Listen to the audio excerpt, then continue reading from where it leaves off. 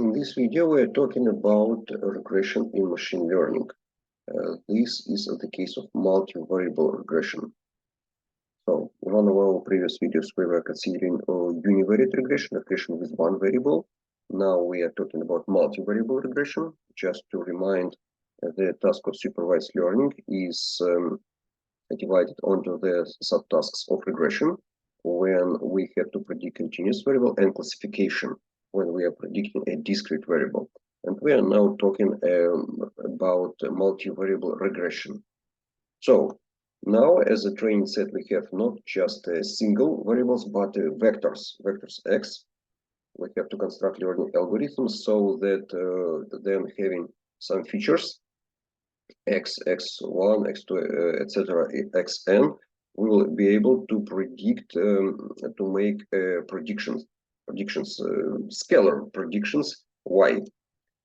Okay, so if in univariate case we were just predicting the variable y as w multiple x plus b, in multivariable case we are using a scalar product. We have the vector of weight coefficients w, and we have dot product of vector w and variable x, and also plus some bias b, or sometimes it is called also intercept. So in this way we form our estimate of predicted variable y hat. Okay, so yes, this is just a reminder. We are forming our prediction as a linear combination of input variables. Here x, k are the coordinates of our feature vector x with dimension p. And so it can be written in a compact form as a dot product of vector theta with a vector x. So our task is to find the vector of parameters theta, so that our prediction will be optimal in some sense. So we're having, of course, some training data set, the corresponding labels y, and our task is to find the weight coefficients and intercept b, which form the vector of parameter theta. Our equation can be written in some kind of vector matrix form, where matrix big X is formed by transposed feature vectors, and vector Y is composed of all the labels that we have for training data. And this is a kind of linear equation for the unknown vector of parameters theta. It can be solved by the method of least squares, and as a result, we get at the bottom of the slide the vector theta as a solution of so-called normal equation. Sometimes we're dealing with singularity there. In any case, we have the following expression for theta, and we can calculate the vector of unknown parameters. And the case of univariate regression, which we were describing in the first part of linear regression videos, is a private case. It's just a private case of this general formula. Okay, so let's come back to our car small data set. We have data for each car. We have weight, horsepower, acceleration, and miles per gallon consumption. And we are predicting the consumption based on weight, horsepower, acceleration. If in our previous case we were dealing only with one column, either weight, horsepower, or acceleration, here we can consider all three of them. And coming forward, we see that the vector of parameter theta has the following form. We have 4 coefficients, 3 weight coefficients for each parameter, and also intercept or free term b. And the error, root mean square error of estimation is 4 miles per gallon in this case. And if we can see in the previous video that we got the slightly higher error, 4.09 for the univariate case. So increasing variables allowed us at least somehow to reduce the error of prediction. Okay, but the using of normal equation has some disadvantages.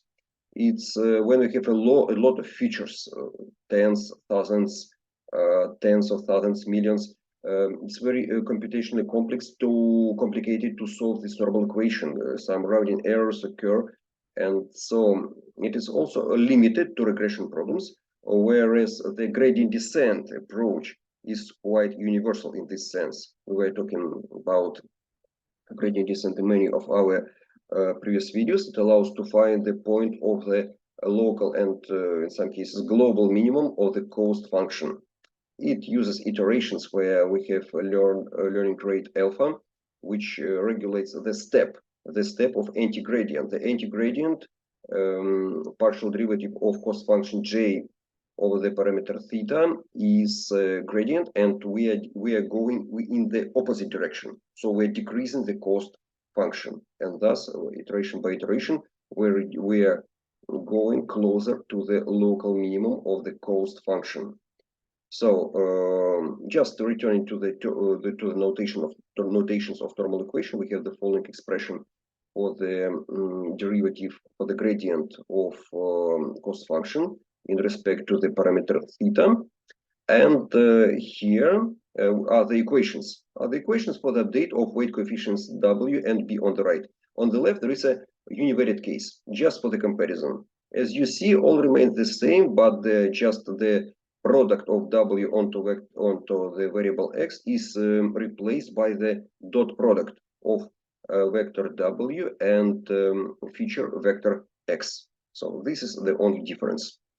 Of course, we remember that learning rate must be carefully selected. If it is too small, gradient descent may be very slow, and if it's too large, the algorithm may converge faster, but also it can fail to converge. It means it will diverge. So we must be very careful when selecting the learning rate alpha. This is the general strategy of the gradient descent method. We start with some approximation of W and B, and we keep changing them in order to reduce our cost function until we, by some criterion, reach the local minimum. So in general case, there could be many local minima, of course, but in the square error cost function, generally there is only one minimum. But we must be very careful so that, yes, this is like in this our example with card dataset, just an illustrative reminder how the gradient descent converges gradually to the point of local minimum. This is illustration for the influence of learning rate. If it's too small, we have slow convergence. Yellow line, red line, high learning rate, quick convergence. But here it doesn't diverge. Although, as we told, the high learning rate can lead to the divergence of the gradient descent algorithm. And the medium choice is quite satisfactory. In this example, 0.1. It's a blue line, medium value of learning rate. So we must also remember that very often, quite often, we have to scale our variables so that gradient descent will be effective. Without scaling, very often gradient descent does not converge to the point of local minimum because it is sensitive to the different ranges of parameters which we have in the particular application. So we must have, we are norming that by standard deviation. All the variables, including the variable y, is also normed, as is shown at the bottom of the slide. Okay, let's say a few words about nonlinear regression. We have already talked about linear regression, but maybe some, for example, in one-dimensional case, we may also be interested in using polynomial features, not just x, but x squared, x cubed, etc.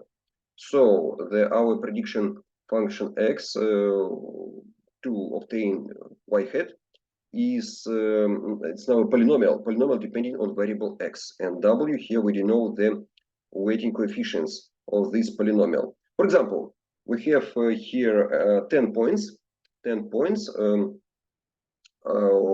we construct a polynomial of 10th degree, which of 10th, as perhaps of 10th degree, which approximates these points. Yes, it's quite illustrative. Okay, so the approach is very simple. How to calculate these weight coefficients? We just consider these powers of our parameters as new features. and apply the above mentioned method of multivariate linear regression. For example, let's consider example with 50 points, which are distributed in this somewhat like sine function, and we take 10 points. 10 points of them we are using to calculate the polynomial coefficients of the corresponding polynomial predictor.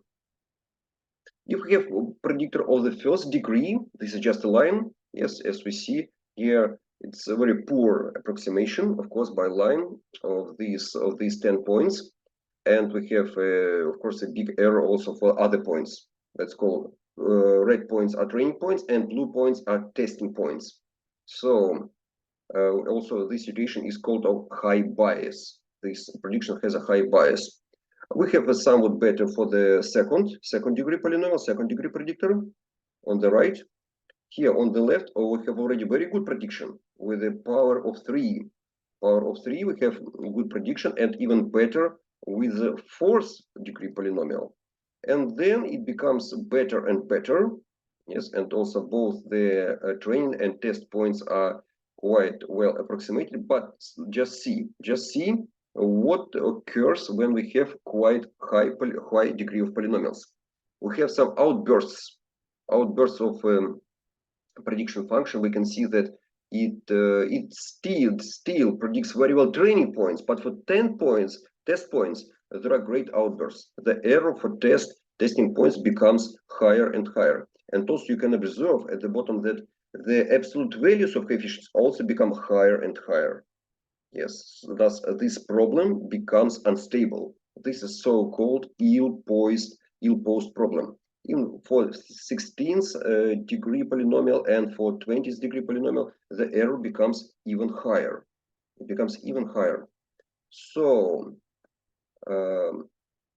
yes, we can see that very interesting phenomenon. The training error with the growth of degree of polynomial predictor decreases, but the test error increases. This is a well-known effect of so-called overfitting.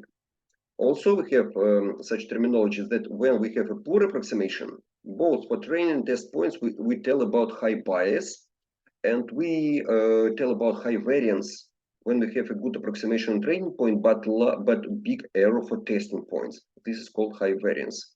So this is a general challenge for the classification, for the regression and classification algorithm to find some balance between high bias and high variance.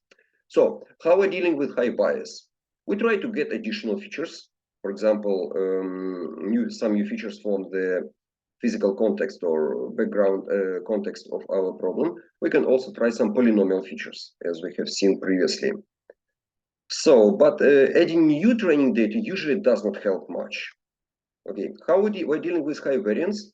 We can obtain some benefit from getting more training examples. We can try to select smaller set of features, and we can try regularization. What is regularization? Regularization is a kind of penalizing the high values of weight coefficients. We have already seen that absolute values of weight coefficients are, and here it is also seen that they are growing higher and higher while the degree of polynomial increases. So this is not a good tendency, and we can artificially penalize this growth of weight coefficients W. So how we do it? We modify the cost function. If the cost function without regularization, while the cost function without regularization is shown at the upper side of this slide, we can add regularization at the bottom. Yes, with some weight coefficients lambda. Lambda, we add the sum of squares of all weighting coefficients. So, and if the values of these coefficients are high, then it will make cost function very high, of very high value. And so it will not be satisfactory. The algorithm of gradient descent will try to find some W's with less values. So, and in this is such artificial trick, which is very often used in many problems. It has introduction of regularization has just little influence onto the equations for the cost function and the update equations for the W coefficients, for the coefficients W and intercept B. We can see it at this slide, and even it has no influence on B, just the influence on W, on weight coefficients W. So also in Scikit implementation, we also may see that this is a standard procedure to introduce to the algorithm the regularization parameter. It is called alpha. What we just have called lambda, there it is called alpha. Or we could note it lambda in this case with no with no harm. Okay, this is a technique of regularization. For example, a picture without regularization is shown on the left with the standard error deviation of 0.76. And when we add regularization with parameter lambda, it must be carefully selected also, of course. 0.05, we have a somewhat better approximation for a majority of points, and we have less standard deviation error, 0.37. And recall that in the case of no regularization, we had such a big discrepancy between train and test error. But when we apply regularization, for example, in this case with parameter 0.95, we have the following graphs of train and test error. Of course, train error becomes higher, but also the test error starts to behave properly. Yes, it does not increase with the growth of polynomial degree. So, of course, this reminds us again that our data must be our data for the development, for the testing of machine learning algorithm must be divided into two categories. There are training data which are known to us. Test data assume that they are unknown. It will be future data for testing the predictions. But our training data might be divided onto the training data themselves to train the model, and cross-validation data used to validate the model. So there must be some balance between these data. We must train the coefficients W and B on this training data, and then on cross-validation data, we must see how good the performance of the algorithm is for this cross-validation data. And then if this performance is quite good, we can expect that for future test data which are not available now, we will have a good approximation results. So to summarize with the nonlinear regression, how do we deal with high bias? We're trying to get additional features. We try to add polynomial features. We can decrease, if we have already applied regularization, we can decrease the regularization parameter. And adding new data will not help much. And when we have high variance, we're trying to get more examples. We are trying to have a smaller set of features, and we can increase the regularization parameter lambda. So this is what I wanted to say about multivariable regression and as a private case, nonlinear regression, when we use polynomial features as different new features. Thank you very much for your kind attention.